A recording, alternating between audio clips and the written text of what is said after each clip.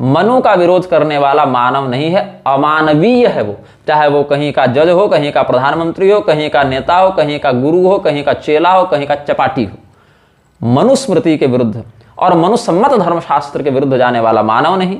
जो मानव नहीं वो अमानव है। अभी बताओ, हिजबुल्लाह के समर्थन में, जो आतंकवादियों के समर्थन में रैली निकाल रहे थे लोग, उसको सरकार ने अनुमति दे दी। अमानवीय ही है ना। मैं तो कहता हूं कि भारत सरकार ही देशद्रोही है। भारत सरकार ही देश को नष्ट कर रही है। भारत सरकार जैसी कोई संस्था ही नहीं होती है।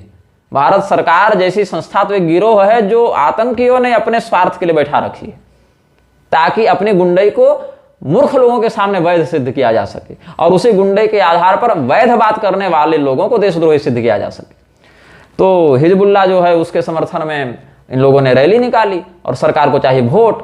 सरकार तो वोट की गुलाम है ना, तो सरकार को चाहिए वोट। अभी बताइए कि एक गलती कोई व्यक्ति करे, कानून की दृष्टि में जो गलत बात है उसको अगर एक व्यक्ति करे तो वो अपराध हो जाता है, और 1000 व्यक्ति उसी चीज को एकजुट होकर करें और उसमें से अगर नेता मंत्री अधिकारी के ही लोग सम्मिलित हो जाए तो उसको कानून बदल के वैध कर दिया जाता है। इतनी तो औकात है संविधान की। संविधान बहुत बड़ा डरपोक विषय है, बहुत बड़ा चापलूस और नपुंसक विषय है संविधान का।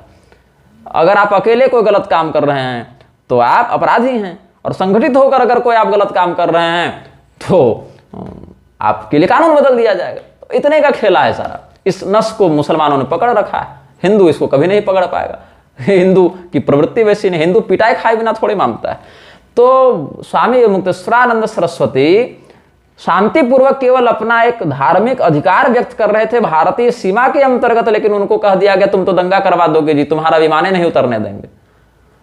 और हिजबुल्लाह आतंकवादियों के समर्थन में जो रैली निकाली जा रही है, जिनकी मानसिकता रोज पूरा विश्व देख रहा है, चाहे देश के अंदर हो चाहे देश के बाहर हो, वहां पर कोई बात नहीं। बांग्लादेशी गायकों को इंडियन आइडल में बुलाया जा रहा है, बांग्लादेशी क्रिकेटरों को बीसीसीआई बुला रही है, फूल माला से स्वागत कर रही है, हमारी देश की लड़कियों को नचवा रही है उनके स्वागत में। ये लोगों का हाथ आतंकवादियों के साथ है ना। इन लोगों को ही आतंकवादी समझते हैं कि देखो ये कितना बड़ा गुलाम है हमारा। तो अभी देखो उत्तराखंड में जो मस्जिद वाला विवाद हुआ, उसमें यही बात सामने आई कि बीजेपी की सरकार ने दिया था पैसा। वक्फ बोर्ड कांग्रेस ने बनाया और वक्फ बोर्ड को बचा कौन रही है? भाजपा। क्योंकि प्रवृत्ति आप देख लीजिएगा क्या स्थिति होने वाली। 300 से अधिक योजनाएं अल्पसंख्यकों के लिए निकाली गई। उतनी योजनाओं में 5 लाख करोड़ रुपया जो है, जो खर्च किया गया है इस पूरे सरकारी कार्यकाल में, उनमें से कितना पैसा इस्लाम ने मतलब विधिपूर्वक, मतलब संविधान के दायरे में रखकर टैक्स दिया था सरकार को? पैसा आपने दिया, खर्चा उन पर हो रहा है, उससे वो पुष्ट होकर आप ही को काटेंगे। लेकिन अगर आप प्रतिकार करेंगे तो सरकार कहेगी तुम हथियार नहीं रख सकते, सरकार कहेगी कि तुम प्रतिकार नहीं कर सकते, हम करेंगे प्रतिकार, हम तुमको बचाएंगे, तुम्हारी औकात अपने आप को बचाने की नहीं है, तुम हमें क्या बचाओगे।